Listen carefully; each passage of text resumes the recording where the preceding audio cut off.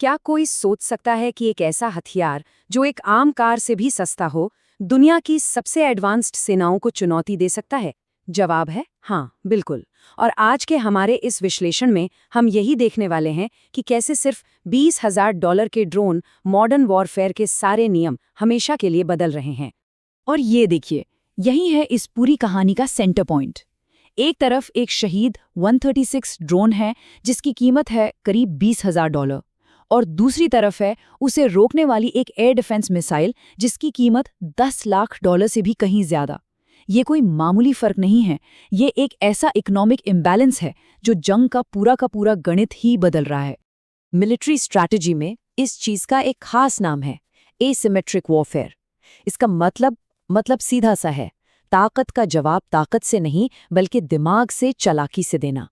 यहाँ सस्ते और ढेर सारे हथियार महंगे और गिने चुने सुपर एडवांस्ड हथियारों पर भारी पड़ जाते हैं। और ये जो ड्रोन वॉर है ना, ये इसका बिल्कुल परफेक्ट एग्जाम्पल है। तो अब सवाल ये उठता है कि ईरान, जिस पर इतने कड़े इंटरनेशनल सैंक्शंस लगे हुए हैं, वो हजारों की तादाद में ये ड्रोन बना कैसे रहा है? सच पूछिए तो ये इस पूरी कहानी का सबसे चौंकाने वाला हिस्सा है। इसका जवाब ग्लोबल कॉमर्स की उलझी हुई दुनिया में छिपा है। देखिए, ईरान सीधे सीधे मिलिट्री पार्ट्स नहीं खरीदता। वो क्या करता है?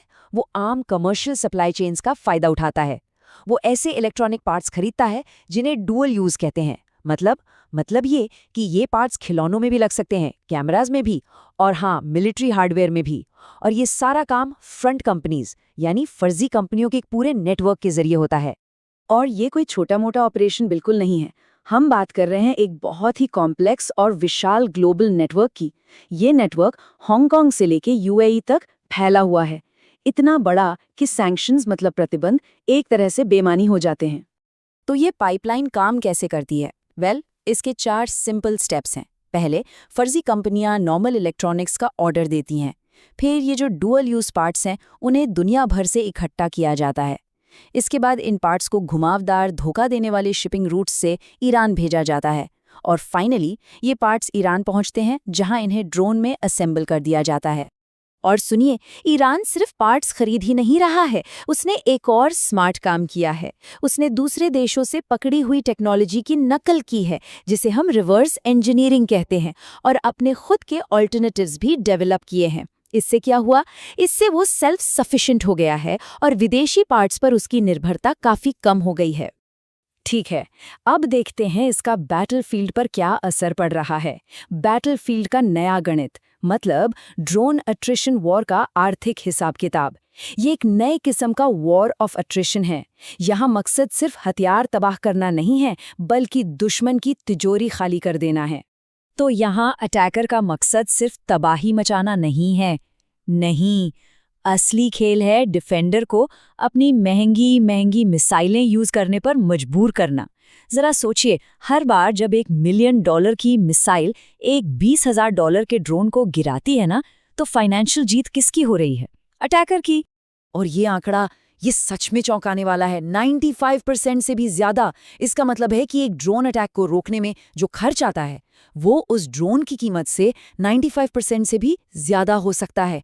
ये एक ऐसी फाइनेंशियल वॉर है जिसे लंबे समय तक जीतना नेक्स्ट टू इम्पॉसिबल है। तो इसका सीधा सा मतलब क्या निकलता है?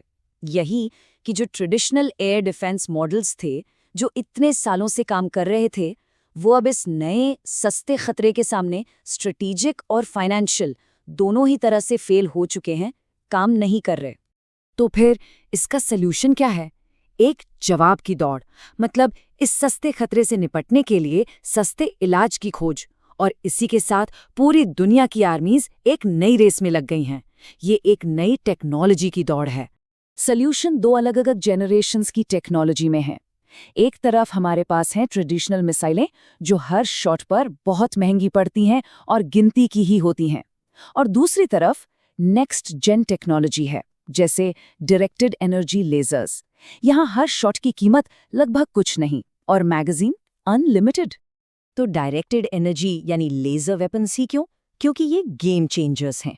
पहली बात, ये लाइट की स्पीड से खतरे को खत्म कर देते हैं। दूसरी, हर हमले की लागत को बहुत कम कर देते हैं।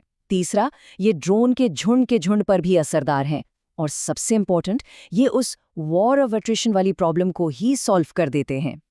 तो आखिर में एक सवाल हमारे सामने आकर खड़ा हो जाता है, जब एक हथियार की कीमत उसको रोकने की कीमत से इतनी कम हो, तो जंग आखिरकार जीत कौन रहा है? ये सवाल सिर्फ आज की लड़ाइयों के बारे में नहीं है, ये आने वाले कल में जंग के बदलते चेहरे की तरफ एक बहुत बड़ा इशारा है।